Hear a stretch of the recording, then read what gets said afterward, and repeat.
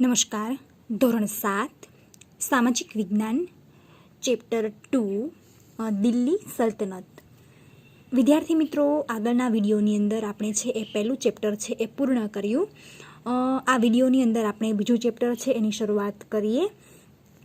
Chapter 2 છે જેનું નામ દિલ્હી સલ્તનત. વિદ્યાર્થી મિત્રો, આપણે છેલ્લે છે પહેલા ચેપ્ટરની અંદર છેલ્લે આપણે સમજેલા હતા કે ભારતમાં છે એ રાજપૂત યુગનો અંત આવ્યો અને દિલ્હી સલ્તનત યુગની શરૂઆત થઈ. એ છે એ દિલ્હીની ગાદી ઉપર છે એ મુસ્લિમ જે વંશજો છે એની શરૂઆત થાય છે, એનો ઉદય થાય છે, એટલે દિલ્હી સલ્તનત યુગ. સલ્તનત એટલે કે સુલતાન, બરાબર.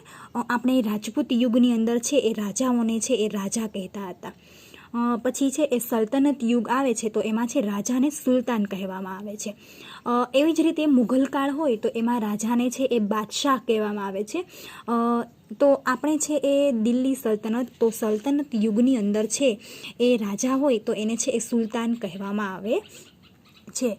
જોઈએ આપણે કે દિલ્હી સલ્તનત યુગની અંદર છે એ કેટલા રાજવંશો છે એમણે છે એ શાસન કર્યું. એમાં છે કુલ 5 વંશજો આવે છે.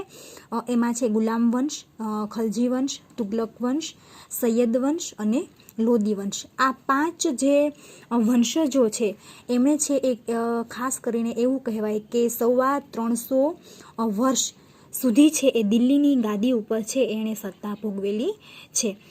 જોઈએ આપણે દિલ્હી સલ્તનત યુગ.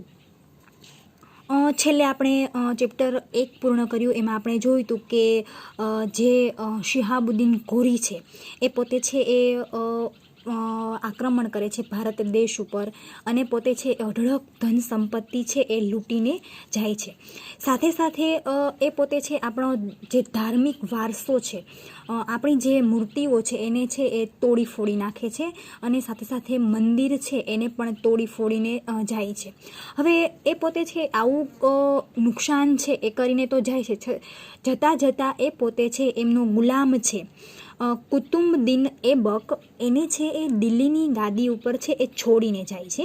એનો ખાસ કરીને એ ગુલામ છે, એના દ્વારા છે એ દિલ્હી સલ્તનત યુગની શરૂઆત થાય છે. આપણે જ્યારે ગુલામ વંશ છે એ ભણીશું ત્યારે છે એમાં એનો અભ્યાસ છે કરવાનો આવશે. અત્યારે આપણે વિગતે જોઈએ તો પ્રાચીન કાળથી જ દિલ્હી ભારતીય રાજનીતિના કેન્દ્રમાં રહ્યું છે. હવે પ્રાચીન કાળ એટલે શું, તો કે પહેલાંના સમયમાં. હવે પહેલાંનો સમય હતો ત્યારે એ પોતે દિલ્હી છે એ ભારતીય રાજનીતિના કેન્દ્રમાં રહ્યું. એટલે કે જે ભારતનો હોય કોઈ શાસક તો પણ ભલે અને કોઈ વિદેશનો હોય તો પણ ભલે, એ બધાએ છે પોતાને છે એ દિલ્હી ઉપર શાસન કરવું હતું, દિલ્હી ઉપર છે એ સત્તા ભોગવવી હતી. એટલે છે એ પ્રાચીન કાળથી જ કહેવાય કે દિલ્હી છે એ ભારતીય રાજનીતિનું કેન્દ્ર રહ્યું છે. તમારે કદાચ ખરા ખોટાની અંદર પણ પૂછાઈ શકે કે પ્રાચીન કાળથી દિલ્હી એ ભારતીય રાજનીતિનું કેન્દ્ર ગણવામાં આવે છે, તો એમાં આવશે સાચું, બરાબર.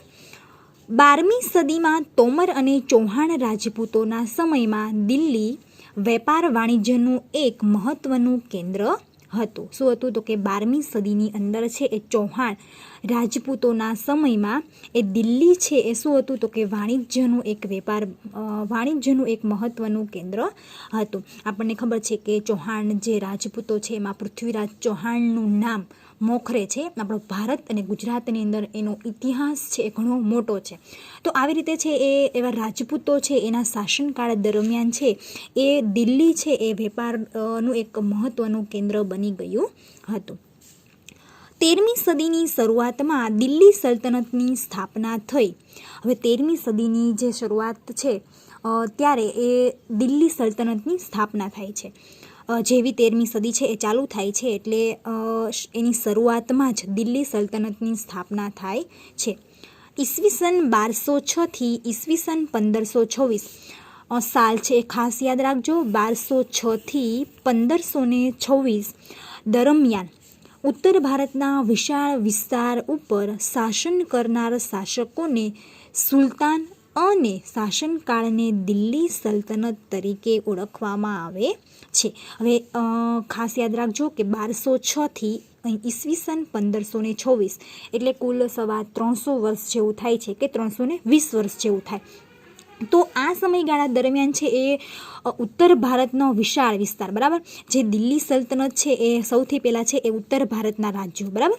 તો ઉત્તર ભારતના આ જે રાજ્યો છે એ વિશાળ વિસ્તાર એ ઉપર છે એ શાસન કરનાર શાસકોને, એટલે કે ઉત્તર ભારતમાં જે કંઈ શાસકો હતા એ દિલ્હી સલ્તનતના જે શાસકો હતા, એટલે કે એ વિસ્તાર ઉપર છે એ આવા સુલતાનોએ, બરાબર, શાસન કર્યું. અને એ શાસન કર્યું એ સમયગાળાને દિલ્હી સલ્તનત તરીકે ઓળખવામાં આવે છે.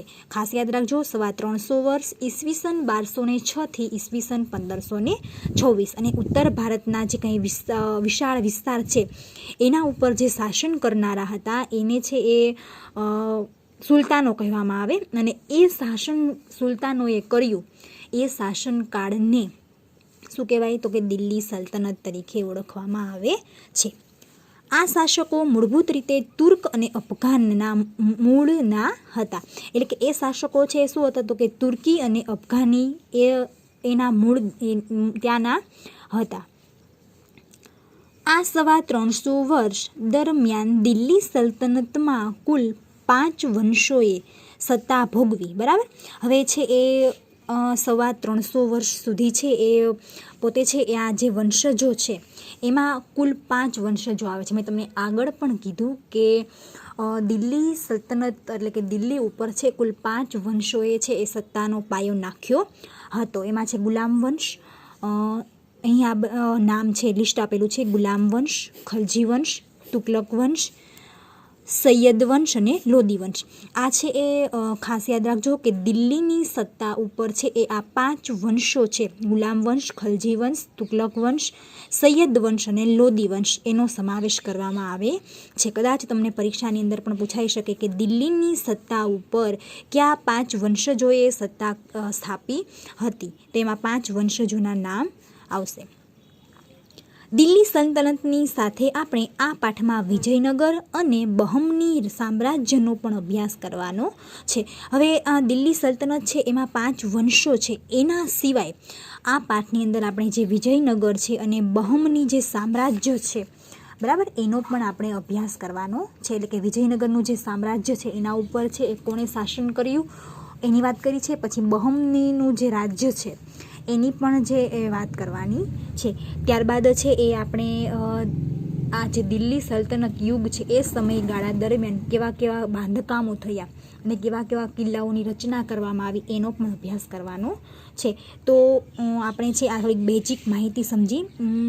આના પછીના નેક્સ્ટ વિડીયોની અંદર આપણે છે એ ખાસ કરીને જે દિલ્હી સલ્તનતના શાસકો છે એના વિશે છે અભ્યાસ કરીશું. તો આ વિડીયોની અંદર અહીં સુધી રાખીએ. ઓકે.